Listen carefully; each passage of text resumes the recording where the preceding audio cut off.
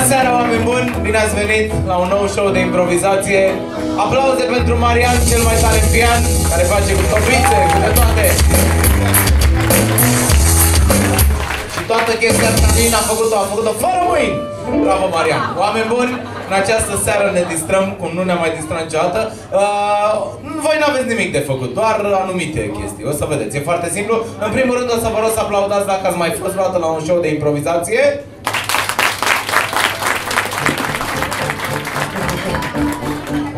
Și cine a fost la noi la show de improvizație? Aplauze! Ok! Pentru restul oamenilor, astăzi numai probe noi. Așa. Doamnelor și domnilor, să începem, după cum bine știți, cu două chestii. Când să stabilim aplauzele, v-am văzut. Sunteți foarte buni. Da? Va exista un gest al meu. Când o să fac așa, rugămintea mea este ca să le dăm și lor energie, să aplaudăm tare, tare. Deci când e așa, încet, încet, încet, încet, aplauze, încet, încet, încet, încet. Și crezi, și crezi, și crezi, și crezi, și crezi, și crezi. Și aici sunt aplauze de la nebunii. Și când fac așa, să țipăm. Bravo! Ok, mulțumesc, mulțumesc. Asta a fost prima probă, vă mulțumesc. A doua probă. Haideți să numărăm împreună. Înainte de orice exercițiu, înainte de orice probă, înainte de orice joc, vom număra împreună. Și anume, vom face împreună 5, 4, 3. Stai să vedeți. Bun, am înțeles. Trebuia să-i învăț și pe cei care n-au mai fost, că se uită, băi frate, ce zic ăștia, mă. Deci, numărăm împreună. 1, 2, 3 și 5, 4, 3, 2, 1 și... Mișcarea să trebuie neapărat. Bun. Și acum, doamnelor și domnilor, în aplauzele voastre, să intre improvizatorii! Ionuț!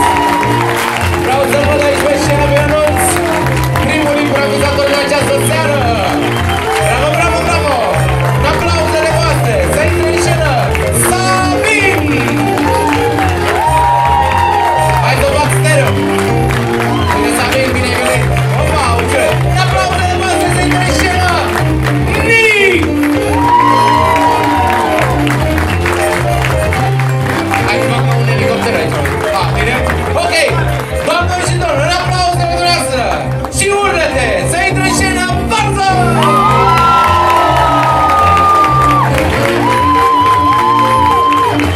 E bine, avem o surpriză.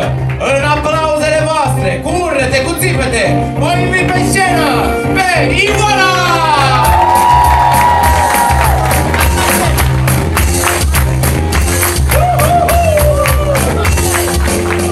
Ok! Mamă, ce pe fază ești, domnul Marian. Deci, oameni buni! Ce? Nu vă așezați. Doamnelor și domnilor, este un moment foarte important în această seară. După cum știți, le zic și de bilețe, stați. După cum știți, mai aveți un singur lucru de făcut, foarte greu, ca să vă simțiți și voi cu noi pe scenă. Vom crea o mare scenă aici, așa că levente lumină. Doamnelor și domnilor, vă rugăm, ridicați-vă în picioare. Haide, haide, haide, toată lumea, e un must. Așa se poartă, haideți, haideți, haideți. Până nu se ridică toată lumea în picioare, nu începem. Haideți, haideți, haideți. Alo, Marian? Păi ce faci? Bun, toată lumea este în picioare. Atenție! Cu mâna la inimă. Toată lumea cu mâna la inimă.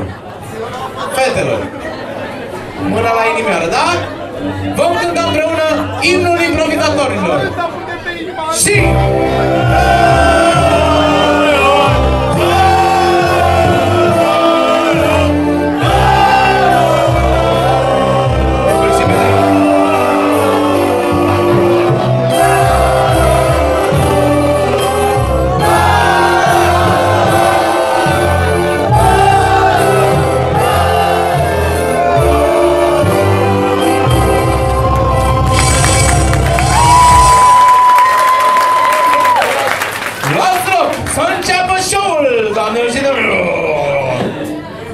Fiți atenți, mai e o singură chestie pe care trebuie să o faceți. Nu, pe bune, chiar acum. Pe masă aveți niște bilețele, sper. Da? Da. Cine are bilețele? Cine nu luați de la vecini, scrieți pe șervețele le împarte Doru bilețele. Fiți atenți, pe aceste bilețele o să vă rog să scrieți ce vă trece prin cap. Scurt, proverbe, chestii, ce v-a zis mama ieri, ce v-a zis iubita. Nu jurături, că nu putem să le spunem. Și vom avea o probă în care le vom folosi. El este Doru și împarte bilețele. Bravo, Doru! Bine, mulțumim, Doru! Bine, oameni buni! Gata! Vreți să începem? Doamnelor și domnilor! Hai mă cu bilețele! Ce haos! De ce nu erau bilețele pe mese? N-avem de ce să zic. Bine, ok! Oameni buni, puteți să le scrieți când vreți voi, dar nu mai mult de 5 minute. Așa e treaba. Vom începe prima probă, primul exercițiu, primul joc. Se numește foarte simplu, poveste în 4. De data asta în 5. Ba da! Poveste în 5. Vom face așa. Alo? Masa cu... N-ați mâncat bine? Ce aveți? Eu, dar ați mâncat de pe jos? Bine. Oameni buni, în aplauzele voastre și în numărătoarea noastră, cei 4-5 improvizatori vor sta aici, dar trebuie să alegem un subiect, ca de obicei, da? Te știu, da? Nu te mai pot tine sărac, că stai. Cu ce-ți faci părul? Scuze-mă. Stați, mă. Cu? Zi, cu nimic? Așa stă el? Nu folosești gel sau ceva? Nu folosești gel. Am înțeles. Ciudat. Ok. Bine. Zi-mi care a fost prima ta meserie. Pe bune. Te rog. Prima meserie. Nu știu. Dacă o mai ții minte, bineînțeles. Nu mai ții minte?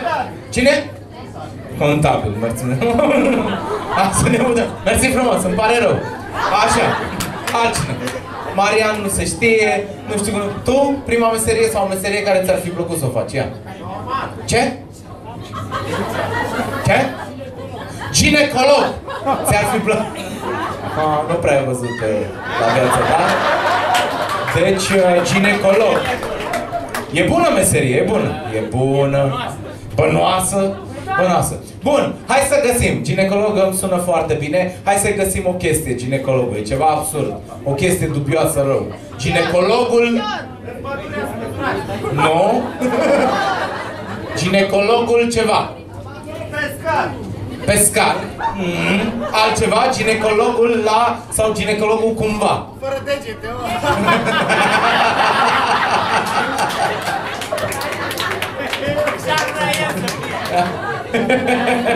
Ginecologul fără degete, dar cu nasul foarte fin. Ok, altcineva. Păi și cum vrem să le văd. Deci, altcineva. Ginecologul ceva.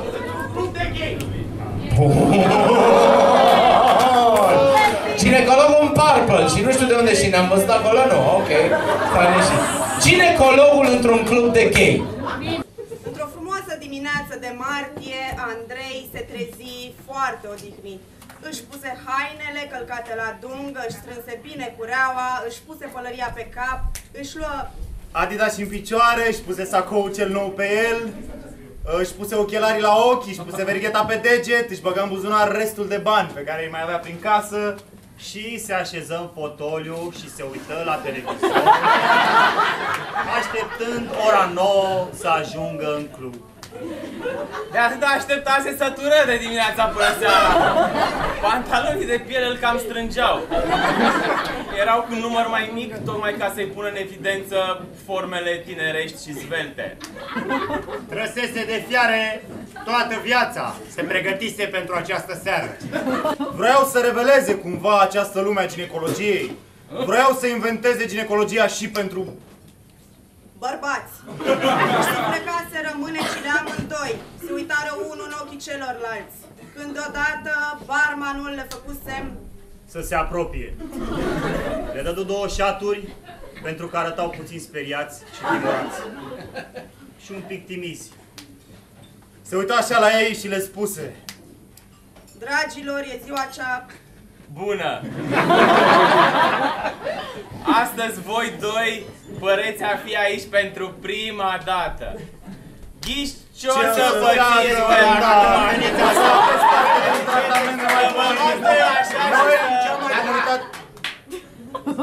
Și să vă scoateți șpaclurile și forfecele și să le demonstrați ce știți voi să facem pentru că aveți subiecti aici. Era un obiect din metal. foarte rece și se deschidea în două. Cu acest obiect ei doreau să verifice fiecare prizele din încăpere. Erau un fel de șurubelnițe cu bec așa reci. Mai groase, e adevărat. Erau șurubelnițe umane, baterii și cu vibrații pe mai multe puteri. Fetele știau. Lesbienele din club săriră în sus de bucurie. Era instrumentul rece care le plăcea la nebunie. Era un instructor meu.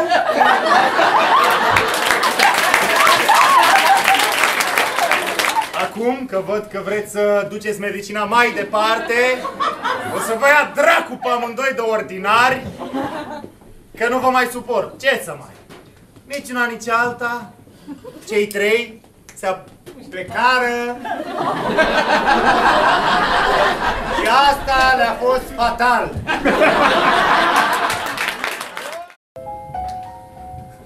Când Vrei să te duci, la Purple, atunci să nu îți dai cu foarte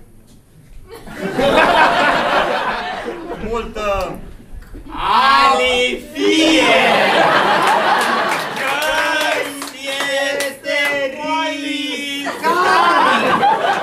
s-ar putea să te aluneci!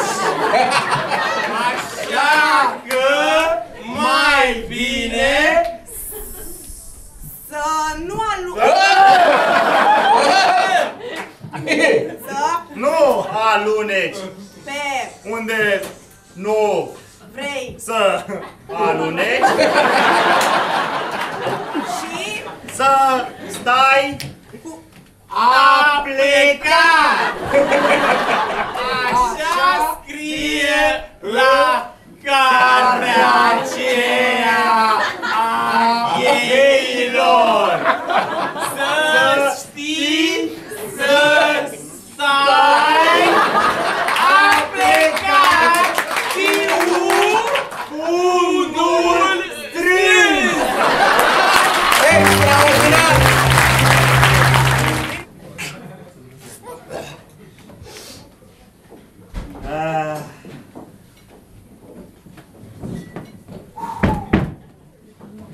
Da!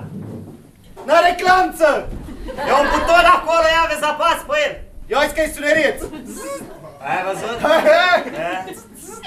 Să trăiți! Bine ai venit! Marcel sau Marcel? Am venit să mă angajez! E foarte bine! Anunțul de ziar! Da. Deci a venit ușă cu așa, nimic nu e mecanic aici! Adică eu sunt mecanic, da. Stai puțin. Tu vei fi ajutor de mecanic. Mecanicul ăl mare sunt eu. Și în timp, ai! ding dong. Ei, sonerii pe vremea lui Matale! Nu, asta e pârghia care mai face câteodată și clopotul. Împinge în pârghie care ești acolo. Hop, hop, hop, hop, hop, hop. Hop, hop, hop, hop, hop. Frumoasa Maria, Regina? Maria ta, am venit să vă impresionez cu bucatele mele. Impresia formatul sa. Paravan, Maria ta. Apasă în pârghia aia mare! Maria ta, nu vreau să intru! Vreau să întreb, comandată-mă cineva, plăcintă Dobrogeană pe toate ceapă! 4, 3, 2, 1 și... Uroi, mizerie! Bună seara! Vreau doar să vă spun un lucru din inimă. Am să pornesc acest război! Mizeria ta! America, cârnați Rusia, porci! Gata, că vă dau bombele! Stați! Văd aici în sală, în primul rând, un confrate!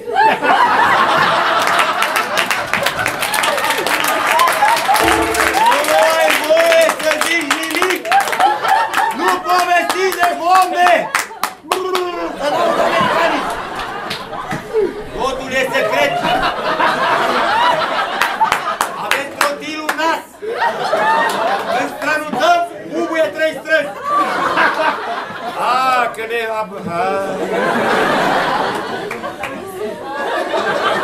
Și acum, grenada! Asta nu o să știe americani niciodată!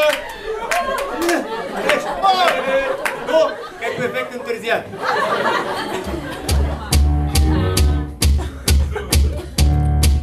I love house. House.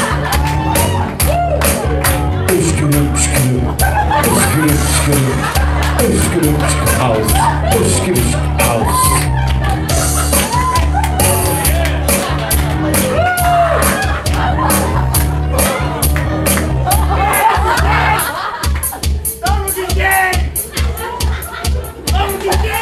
In the White House.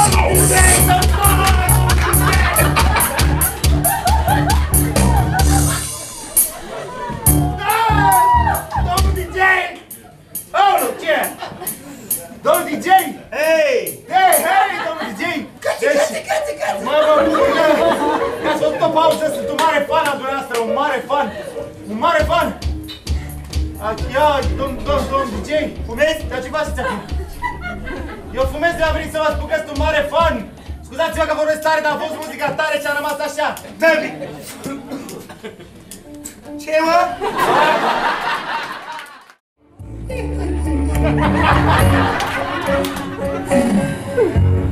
Nu crezi în Băneasa?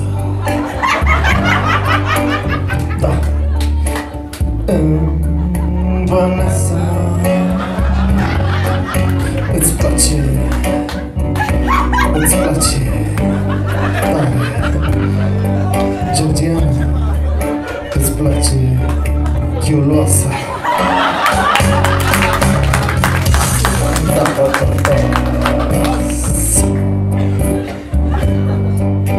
Georgiana,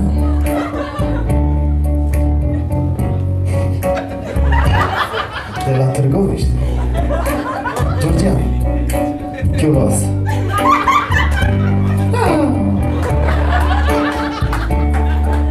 Nu-ți mai zic nimic.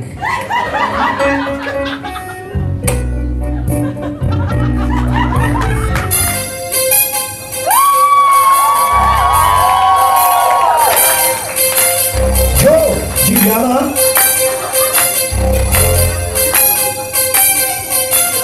ai plecat la Târgoviște, că nu-ți mai plăcea pe pajiște. Ai fugit la București, viața să ți-o trăiești.